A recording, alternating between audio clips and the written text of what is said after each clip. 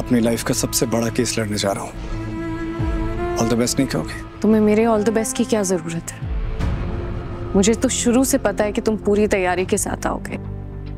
हाँ, लेकिन तुम झूठ का सहारा लोगे, ये जरा सरप्राइजिंग था मेरे लिए। आई गेस अब वाकई कुछ भी पहले जैसा नहीं रहा। करेक्ट बात के लिए लड़ने वाला अरमान पोद्दार आज झूठ का सहारा लेने जा रहा है।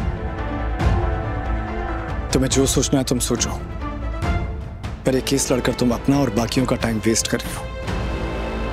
पिछली बार की तरह इस केस में भी लास्ट में सेटलमेंट ही हो रहा होगा। ऐसे केसेस में यही तो होता है।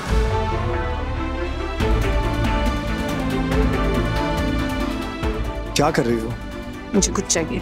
मेरा साथ, मेरी एक्सप्लेनेशन सब तो तुम रिजेक्ट कर चुकी हो। और तुम्हें क्या चाहिए? मेरा गुड लक चार्म। ये तुमने मुझे दिया था या मेरा? जब दिया था तब तुम्हें इसकी जरूरत थी,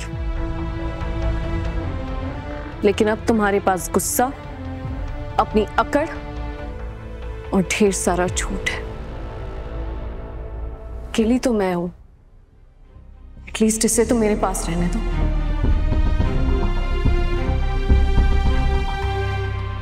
बैठ जाइए।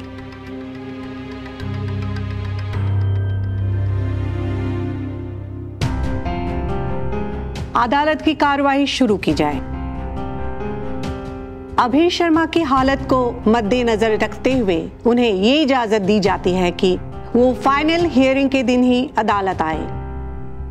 मिस्टर पोद्दार, उम्मीद है कि आपको इस बात से कोई ऐतराज नहीं है। नहीं माय लॉर्ड, पर मैं आपसे अपील करूंगा कि मेरी क्लाइंट मिसेस विद्या पोद्दार की हेल्थ को ध्यान में रखते हुए आप उन्हें भी आजादी दें। अदालत आपकी अपील नामंजूर करती है।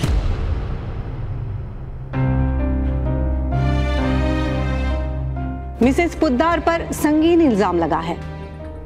हम उन्हें कस्टडी में नहीं रख रहे हैं, वही बहुत समझिए।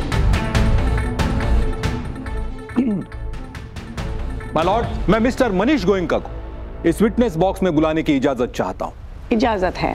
Thank you my Lord.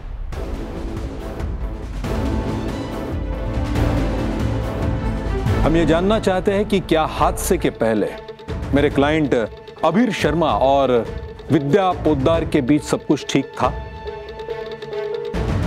जी नहीं। एक्सीडेंट के पहले भी विद्या जी ने किसी गलतफहमी की वजह से अभीर पर हाथ उठाया था, उसे सबके सामने बेइज्जत किया था। Point to be noted my Lord.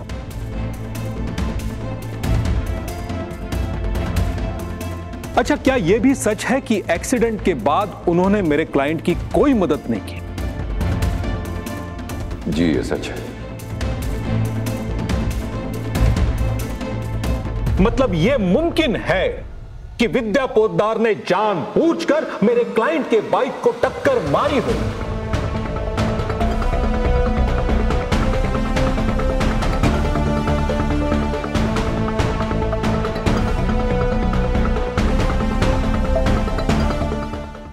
ये रिश्ता क्या कहलाता है। स्टार प्लस के YouTube पेज पर आने के लिए आपका धन्यवाद। अपने फेवरेट शोज देखने के लिए subscribe to Star Plus YouTube page and hit the bell icon.